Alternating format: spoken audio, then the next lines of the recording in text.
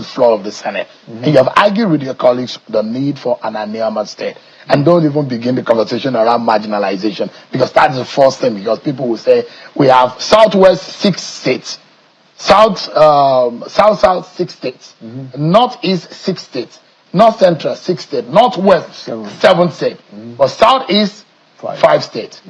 Is that part of the agenda to fix the Southeast that seems to be smaller in terms of the number of states, or what? Well, almost just over a year ago, I had a meeting with the President Bola Ahmed Tinubu, where I discussed about the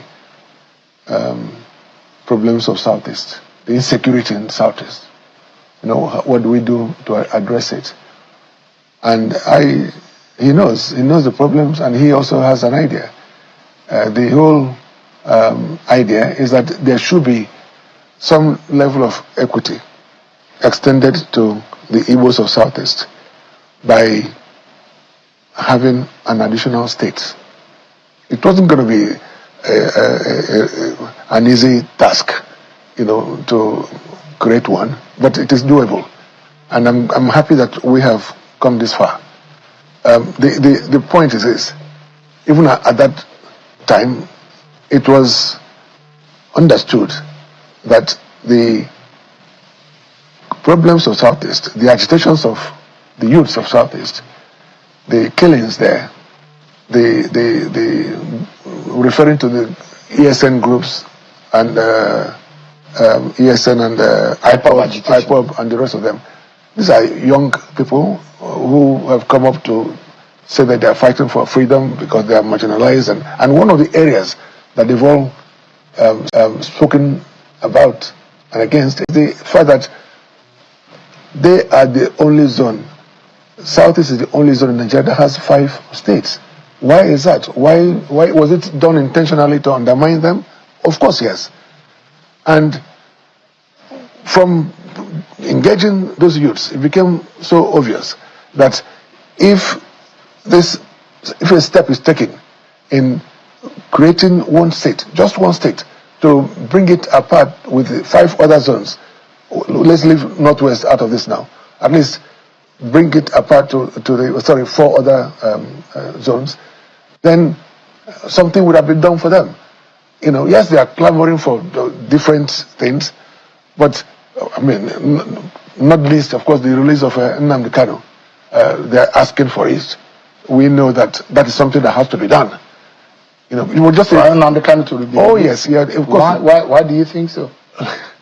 Nnamdi Kanu has been in custody for some time now. I believe that he has been held unjustly. Many people feel that way. As a lawyer, do you think so? Oh yes. That the judicial process is unjust? Yes. Yeah, no, it has been. There's a lot of delays in prosecuting him and all that. If you want to get him tried and convicted, get on with it. But this is a guy who has been held unjustly aside, for so many months. And the Buhari government started it. I'm not talking about this government. Trial. No, so the point I'm even making now. I'm talking about the previous government under Buhari. When it's facing the judicial process right now. Yes. Saying it's unjust because the argument is that there should be a political solution, maybe a null prosecution. Prosecution should be established on that for the case to be withdrawn. But there are those who say, well, there are allegations and it's left for the law for him to have his day in court, which is in process. But as you know, there has been some pronouncements by the Federal High Court, which has not been respected. So his incarceration is the main reason for the crisis in Southeast. But the crisis started before he was even arrested. No. The killings, the burning of police station, the killing of police officers and all whatnot. Well, look, the problem in Southeast is very different from what is said in the Northeast or Northwest and all those areas. The problem in the Southeast has to do with the perceived injustice by governments, successive governments. So what needs to be done? And it's why I'm here today, talking about the creation of states to make up the number up to 5. And then you have the release of Nnamdi Kanu. By the time you do these two things, I am almost certain that peace will return to Southeast. Let me ask you this question. I have spoken to so many youths in Southeast, from Southeast, and they have assured me that that they are prepared to be engaged by us, by the leadership. When this is done, they don't want to die. The youths don't want to die. They want to go back to schools. They want to go back to their jobs. All they want is some level of respect and acknowledgement by the nation, by the government of Nigeria. When we started this journey, so many people warned me, this thing that we are doing, we don't trust a senator. We just want to use you for cash out. You are just pursuing a goal that is not visible. It's not possible to create a state. It's only the military that can create a state in Nigeria. And this and that. But fast forward to today, we have been able to get to where we are. And of course, I personally have not had the privilege to work or follow any politician. I am not a fan of any politician. I think the last time I campaigned for someone was just Peter Obi. But when you come close to Senator Ned Nwoko, apart from family issues, everybody, you can't have it 100%. But you see, even the interview, I was able to ask those questions, and you have the answer he gave. Apart from that, when you come to his political understanding, historical understanding, because the history prepares you a better way to make right decisions for your people, you begin to see how sound this man is. And if given the opportunity, you understand that he will be able to make decisions that will better his people. Maybe we are judging from the aspect of the past or the entirely how the politicians in Nigeria is, but Ned Nwoko is a different species. That's the truth. And I was glad that Nigerians, after yesterday's interview, begin to understand that this man was special. I see the comment section full of praises, intelligent. When two intelligent people have conversation, you see how respectful, how civic they are. There's no argument. With all the questions thrown to him, he laugh, give direct, and so both statements. You need to watch the full interview. That is why me and my friend Almighty, they call him Alosai Jog. Senator Ned, we greet you. You are a lion indeed, and you are doing perfectly well. Now back to the question. I know there was a question that Shehu asked Senator Ned, and if you listen to King, he was saying, is it because they say that Igbos are small indirectly, and that is why you want to create a state from Anioma to join them? Well, even if we want to shy away from it, it's part of the game. Politics is a game of interest. And that is why I won't take away the fact that Ned Nwoko has said over time that he doesn't want to be a governor. But it would be good if he still wants to be a governor, because politics is a game of interest. If he's doing it and has the interest to be a governor, I don't have any problem with that. We can't take because of 4 years or 8 years that he wants to be a governor, not to have a state that will last for more than 100 years. You comprehend? Yes. So, and who said he's going to win? Because we can't even know the dynamics of the election. We can't even know what will happen. Nobody knows that when he started it in PDP, we moved to APC. So we can't tell who will win the next election. So we can't say because he has the interest to be a governor. That is why we cannot support him now to fight for Anioma State. We need everything to fight Anioma State. Now let me explain critically what is going on. The federal government have agreed that only one state will be created presently.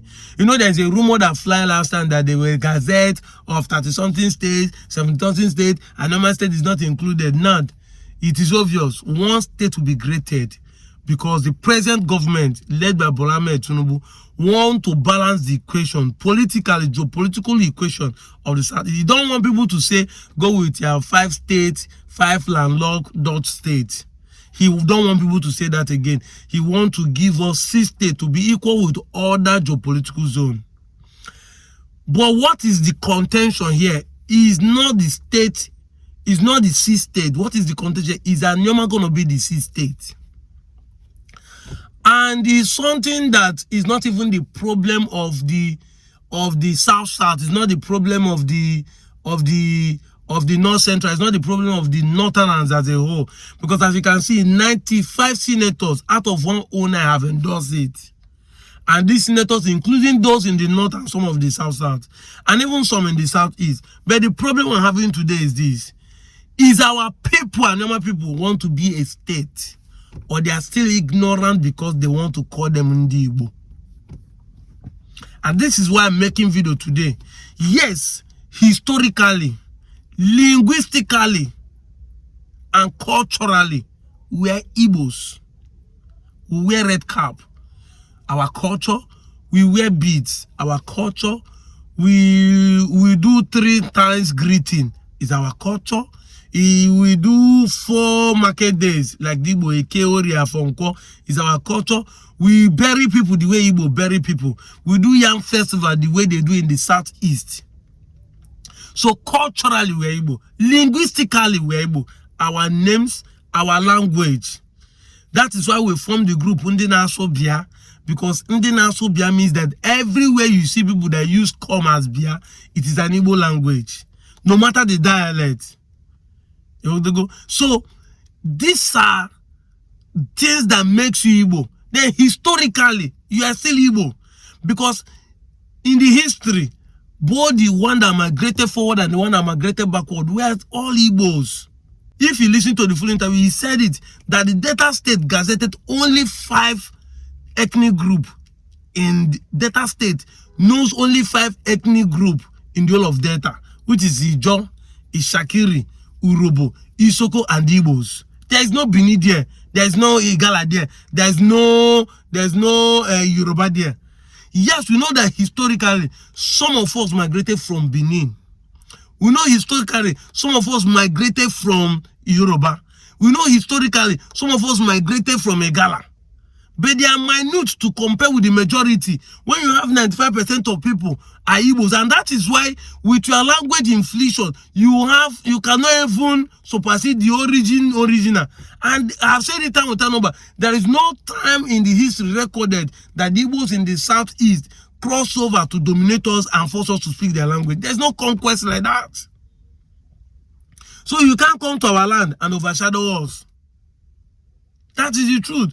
Despite the fact that the Britain colonized us for a number of years, we still have our native language. They could not eliminate it. So today we have 2 languages. Our native language, which is Igbo, and our English language. So if you go to Kunzu people, to show truly that we are the owner, they have our language where they stay on. And yet they still have their Olukumi language, which is a sub-dialect of Yoruba.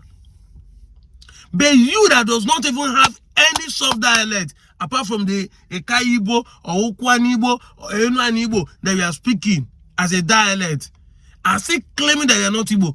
Onye me ife ni. Kimi ja pause, kimi ji dawobi. Kimi ja pause. And the funny thing, they will not be saying the king has said, which king is that one? Which king? This is why people say we don't have respect. How do you respect somebody who is lying to his people because of his selfish interest or because of self-hate? You want me to hate myself because of your history that is not verifiable, that does not have facts and concrete reason to believe? Which history are you talking about? The Olukumina has a fact and evidence to prove they are Yorubas. The Okonsu people. If you go there, if you people are Anioma people, you people are not Igbo, they will say, no, we are not. Because we still retain our Yoruba names, retain Yoruba culture, and retain still our Yoruba language. They can call 1 or 2 people who are still speaking it, and they will speak it, and you understand, oh, that even their own language has been transferred to them to now. But you, like Asaba, that today, you cannot even speak the Igala, as if claiming to be from ancestry from Igala. And you want people like us to keep quiet because if you talk, they say you don't get respect. Your king has said, who is that king? What does he do? What has he done with his kingship? I said it time with time, but go to Asaba today. Go to Asaba today and see the menace. See the mess up of the city. A capital that the governor is not doing anything. If this man has been in alliance with the governor, won't the governor in 2 years have done something in the state capital? We got to worry. where they are having crises, where there's an agitation of who will own the state, yet the governor is doing something there. You may say it's sentiment because Nigeria ain't come from. But why wouldn't he do that? Okowa was there for 8 years. Did he do anything? If Okowa has done a concrete job in Asaba in the last 8 years, you are telling me that within 2 years, the whole of Asaba has spoiled? That means you didn't do work. How can you do something for 8 years? A project that you use 8 years to do, and 2 years you don't spoil. You didn't do any work. That's what it means. And these are the set of people who are still fighting us not to have an Anioma state. So you see that we have a gold in our hand, but now we they kill ourselves. Of course, Okowa said in the interview that he's an Igbo man when he was seeking for presidential election. I don't see the reason why he should be the one fighting it. But if it is, why? Why are you going to be greedy for that? I'm saying allegedly. If you are, why should you be? Because if you have an Anioma state, Okowa himself can be a senator directly to the camp people without no argument. But if one person is a senator, if Okowa go back to Senate now, he become a senator after being a governor, he will only be the one standing in the whole of Anioma state. Now, jeopardizing the other people to sit on the same table with him to make decisions. But if you have an Anioma state, Okowa can be a senator for the car. Even Nedwoko can still be a senator. Another person can be a senator for the Nuani. Another person can be a senator. Then we have 3. That will remove selfishness. That will remove greed from the equation. That will make everybody see that we want the progress of the people. Instead of one person eating the money, we share it into 3. Federal government project coming to 3 different angles to us. Why can't you be people-centric? This is hard time to remove selfishness. And that's why I saw the vision of Ned Nwoko, because creating a state give ample opportunity to many people. More House of Rep, more commissioner, more local government, more allocations. More allocations. If we now topple it up with a good governor, like what Alexoti is doing, we'll have ample opportunity to develop ourselves by ourselves. But because they will call it Southeast, all of you are fighting it. Onye Muni Feni. You have been here, they call you Western Region. You have been here, they call you Midwest. They changed it to Bender State, they changed it to Delta State. You did not complain. As they changed it, all this one they did they change your land? Only for where Bupu. What Bulani was. Come since that time, only Wabena rule Oboru, no better me blocking any of the Anioma villages. If there's any land in Anioma owned by the Southeasterners, it's purchased with hard-earned money. Asaba is today is full. Now, Southeastern Igbos are crossing over to buy the lands there. Ilian Indibo, Taujon Dibo, when Traba Mak Indibo, Luechisinibu no Nibo, Menifeni. If we lose this opportunity, because one state has been asked, if we lose this opportunity, we'll have ourselves to blame. If because of something that is not constitutional, geopolitical zone is not in the constitution of Nigeria, it's not a must. But it is a nomenclature that the Nigerian government are using to zone people, to know how to manage the people there. If because of they will call you Southeast, is why we are denying not to have a state, then they will go and have a state in the Southeast, making it 6 for us to develop ourselves. This is not about age again. If anybody will be foolish person, because we have been in South, nothing we have gained. I see you as an example. From the time you enter the head bridge after crossing River Niger to this side of Asaba, from that place where police they stay with road safety till you pass Asaba to even reach Abo, there's no good road on that highway. Even if you follow inside Asaba, there's no good road. The state does not have a direction. As we are talking, so rain fall, no drainage in the whole of a capital. It will fall everywhere. So what has you benefited in South? Because when you see people saying, I am in South, I'm in South, you think there's something beneficial in it. You think they are doing better. Onitsha is cleaner than Asaba today. Onitsha is cleaner than Asaba today. And it's not the work of Obano, neither is it the work of Soludo. Now what Peter Obi do years ago, now they see they enjoy the drainage system that he built from the before P-Waker. From Zik roundabout to you reach Head Bridge is what makes the road clean. What are we talking about? We have a river where water can flow to be nothing. And road is not something that in the 21st century, any leader or government official should be using to campaign. But that road, at least we don't have anyone in Delta North. My village on Chubo is bastardized. No single road. If not for this guy, barrister Odum, that tied my internal road, small road, within our own Obe in that place. The road across, no single one. They say it's federal road. I heard that the state governor said they should not do it. You come and do it. When Christmas is approaching, people are not going to apply that road to go to Abuja. Go to that road. It's a death trap. Trucks are falling, entering people's houses in my village, killing people. He says it's a federal road, but in my village, local people, now they die for that place. Yet some people had the audacity to be saying we don't want the state to be greater. Oh, we love the state to be greater. We should remain in South. Now they are telling you there's no need for any state to be greater in South. If you don't understand, I will see explain.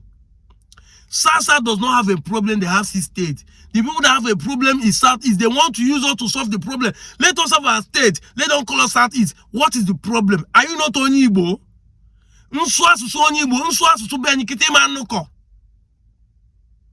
Nsi na nkita lacha ike ị ga-anụ because iyi ka mkpọyi.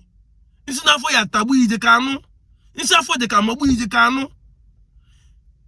Nsi na ishu ye kpu ya na ije ka anụ na ije ka atụ ije ka anụ beke iyi ka mkpọyi. And onwere onye si na South East ama n'ife nkwu. Onwene ọnụ be ni kama asụ ọnụ onchugbo kama asụ. Asụ onye onchugbo mbụ nwa akụgolo.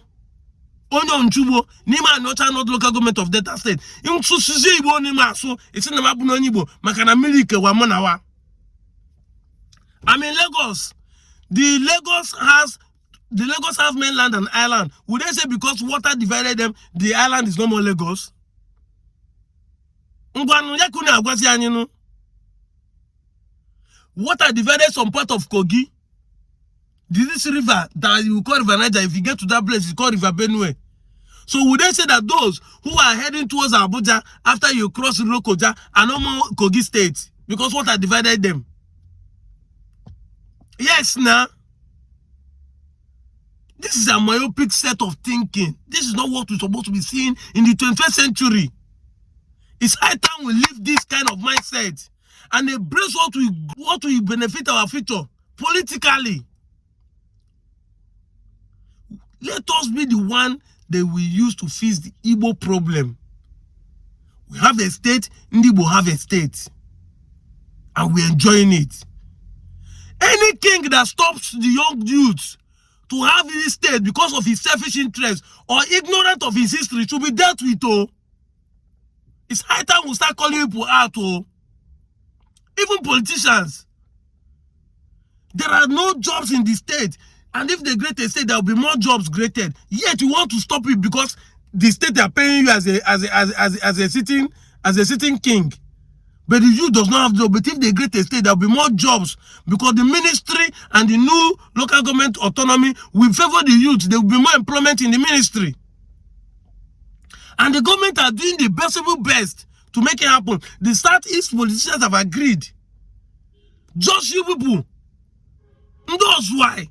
That you could see for selfish and ignorant reason. I'm out